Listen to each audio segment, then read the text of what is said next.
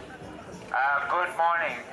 We are here with one simple demand: end the discrimination of the new poor, which are the unvaccinated. Out here on your wall, chiseled in stone, it says, "The Salvation Army for the glory of God and the salvation of the people." That means all the people, including the unvaccinated. In the Bible, Jesus threw the rich people out of the temple. If he was here now, he would throw the board of the Salvation Army into the street. They have lost their moral compass. It is time to remember that the unvaccinated are blessed. They need clothes for their children.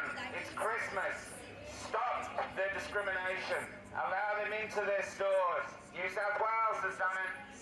Op shops are an essential service. Jesus would not segregate, and he especially wouldn't do it at Christmas. Open the op shop. Don't hide behind your moral cowardice, because we're here to call it out. We're calling out your moral cowardice, Salvation Army. Hang your head in shame. What to bring? Healthcare card, photo and proof of COVID vaccination. So you're not even letting the poorest children have toys for Christmas. You have forgotten your core principles. Send someone from headquarters down. Okay. I'm sure you're. We're not actually a youth person. We're not actually a youth person. Send someone from headquarters down. We have to have a chat with them. But it says on the door, and you're ministering to the poor, it says that the unvaccinated are not welcome. That's what it says. That's your sign. Headquarters, get someone to come down and talk to us. We'll be here waiting for them. You guys live on your block, is it all? We've all lost our jobs, love. We've all got nothing. We'll be homeless soon too. We want to fight, okay? But it's not about fighting, that's the What whole... is about fighting? What do you want to say? Thank you for destroying our lives? What do you want us to do? Have faith. We are having faith. In faith, you fight. No one's coming. It's a We're the cavalry. multicultural. Here it clearly says that you actually are I didn't bring excluding my people. healthcare card. This I didn't bring is an photo ID. exclusion policy. Excluding the poor. That's hypocrisy. Claiming to serve Jesus, but excluding the poor is hypocrisy. This is in their retail stores because I'm a retailer, so all retail stores have been mandated to discriminate. And we're not against non-essential services, but what we're saying is we think op shops should be an essential service. So Michael, so you mentioned about all the op shops, not the Salvation Army. No, we're starting with Salvation Army as we go ahead, but we just don't want to do them all at once, so we'll be looking at St. Vincent's as well at some time. Yeah. So this is aimed at all of them. We're just using the Salvation Army as one as the biggest one. And the reality is, there's people who can't work, there's people who can't earn their daily bread, who cannot be ministered by the Salvation Army, which is set up as a Christian organisation by William Booth to minister to the hungry and the downtrodden. Can I stop you for a second? Damien and Michael, can I speak to you both on this art? It's all about friendly. I know our role here is to look after you guys, rest of the community, and make sure everyone is safe and amenities are looked after. Everyone's safe. There's no reason for no one. There's no reason for anyone. I just think that the language you're using, but the language you're using around. That's the reality. It's the language they're using around. Yeah. But the language they're using around safety is absurd. Have a look around. Why is no one safe? At what point has no one been safe? The only time that no one's been safe at these sorts of events is when the police turn up in heavy, overbearing number. That's when people have been unsafe. There's no one unsafe here. And the people that are unsafe are the people on the street who can't eat because they can't go into a place we normally minister them. And that's exactly what the Salvation Army is set up for. Don't tell me that we're creating unsafety for the community, because we're not. We're actually a counter-protest to bring about safety. Daniel Andrews is creating an unsafe environment for this community to exist. And we're not frightened by his intimidation tactics because he's locking up people that are political leaders of this movement. We're not frightened to stand up to him for those people that are unspoken for. So I don't accept the premise that anyone would be unsafe here. Well said. Yeah. New South Wales, they're allowing everyone in. It's Christmas. These people are suffering enough discrimination. All we want is you to open your doors to everyone. That's what Jesus would do. Jesus would not discriminate against. He went with the lepers, and he would still go with the lepers even if they they had COVID. As I explained, I work as one of the chief supervisors today. Yeah. I also work in an office that does monitor to any protest or event activity, which is purely for a informational point of view from Victoria Police, so that when we get, as a supervisor, get a phone call from when it comes through Triple O or a member of the public or another unit to say we have potential protest activity, we can go as a supervisor, yep, we're aware of it, we have an understanding of what the cause is and we know what to expect. Yeah. Okay? So that's purely my point of view at the moment, and then I'm also looking at it from a shift supervisor's So point of view of if wanting to know. if we were to storm the Salvation Army, what would be the response? No, I'm not saying Don't that, answer but that if we were to, Don't answer that. I am. That's what I am my number's aware. down. No. we're going to Okay, bust in so- there and start feeding the people. We're going to feed the unvaccinated. We're going to give them heaps and cans of spam. You know, as much spam as you can eat. Rip the top off. Look, and but get into it. basically, I let me tell you appreciate this. that you guys are in Let good me- spirits and that but you're let me actually tell you having a this. conversation. We're doing a lot of the protests. I met a 15-year-old girl who's not vaccinated for her own choices, and we are pro-choice. We're not anti-vax, we're pro-choice. She told me she's never felt so hated in all her life. All her friends have ostracized her, and she can't get into anywhere. She just stays in a room. Her outing is coming down to the marches. So we're fighting for her.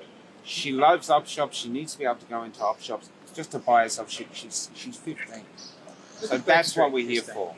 In our national anthem, we're supposed to be one people, we're not one people at the moment. We've been divided by fear, and we need to use courage to get us back. And these organisations should be leading the way. And they've got enough global strength to go to Dan. Dan, no, we're not following you. We follow God, and we're serving the poor. Jesus wouldn't segregate 9 women. Does your group go under a name, or are you just a group of No, concerned no. citizens that Dan. have joined together? We call Dan. Dan's luxury. We're Dan. We're the group of Dan. Okay. No, we don't. In We're relation, just- Well, I do, but he doesn't. See, there's already division here. Already division here. I say we call Dan. He says we're not. I in mean, relation to good we had this chat. in relation to your group, your community group that have come out today, are you able to tell me how you go about it? Is it just word of mouth? Do you have a social media page, anything like that at all? That you say, okay, we're carrier gonna do pigeon, today? because we know you guys have infiltrated a lot of social media, so we're using carrier pigeon. But don't tell anyone else. There's right? one there. We don't She's want got a you to- message. We don't want you to get some grape shot and start shooting out carrier pigeons. And as I said, you're not obliged to. Yeah, see, I'm happy to tell you, it's carrier pigeon. We're called Dan, and we're using carrier pigeons. Yeah. We call our pigeons Dan as well, just to save confusion. Okay? Thank you, Michael. Thank No worries. What about me, Christine? Courage of our grandparents, the ones who fought to defend the freedom that a lot of people are giving away now just so they can have a latte. Your grandfather didn't fight in Gallipoli just so you could have a latte. Excuse my French. 100% correct. There was a woman that took her life in Werribee because she's sick and tired of being sick and tired. And it's an absolute disgrace that we as political protesters have to stand out the front of Salvos on Burke Street to address that fact, yet the mainstream media hasn't even taken a single ounce of their breath to address it. This is a person's life we're talking about. That should show how much that these systems really care about us. Hi everyone, I'm now scum of the Salvation Army. Last year I was out on the streets helping the homeless, trying to house them in hotels and sort out that shitstorm that you's all created. Trying to help people. This year I changed roles and I was sitting at home helping people. I wasn't even around people. But on the 15th of October, you ripped the opportunity for me to help people. And you decided to stand me down.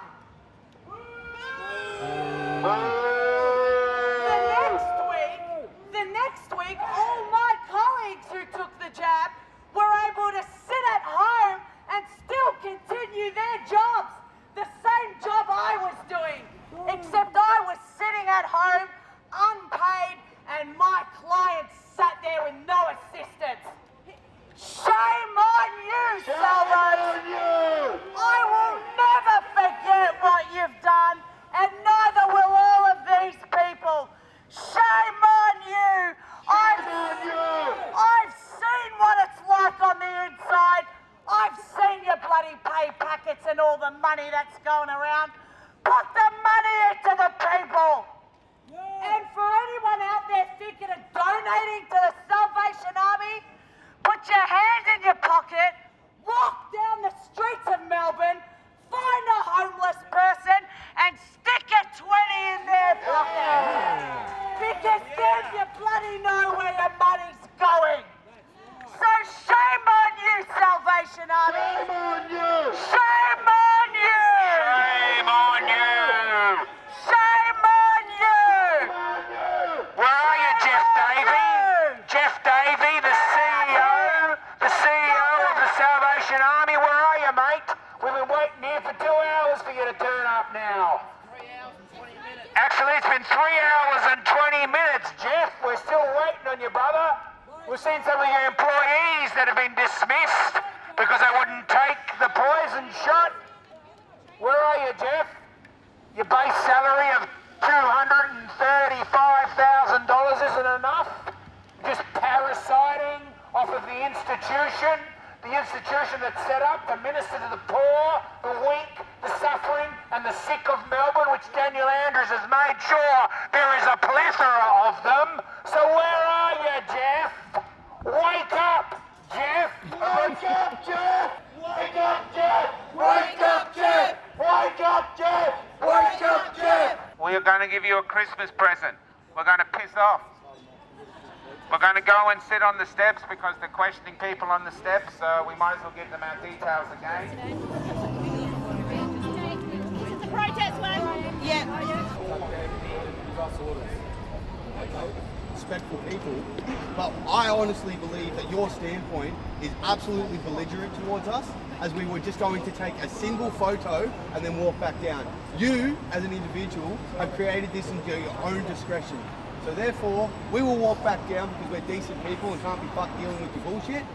But other than that, I would like you to know that my personal opinion regarding your standpoint is belligerent and unlawful to tell us we cannot walk up there and take a single photo. That's my opinion. want to try. With our own personal, individual capacity, make our way back down the steps and allow the Gestapos to keep enforcing their discriminative laws and not stoop to their level and have a petty, stupid debate over who to do what and when. Has been so diluted that there's now volunteers there that don't even really know the essence of why it was set up in the first And I place. think the volunteers, that's why I don't like attacking the That's actual right. workers. Yeah, I didn't so want to go to many- the stores. They're trying to do their best. Yes. It's the CEOs. We are allowed to freely protest. Freedom of choice. That's why we're here. Fighting that you have the freedom of choice. History. We are fighting for you. Don't wear your mask. We are fighting for the people, only the people. Fighting for the people and the generations to come. I love it. All you guys remember the beep test from school, right?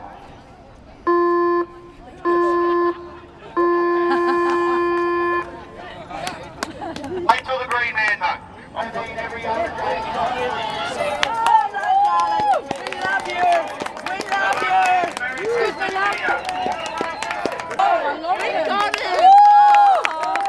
Assistant out right now, I've got an important announcement to make. So, guys, I've just had word from Auntie Colleen. She's on our way down to Government House right now.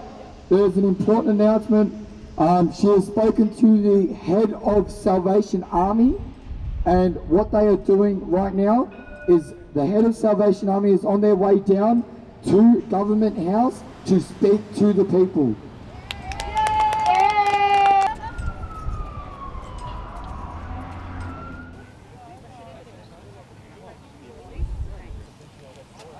So Trav, what was that, Trav?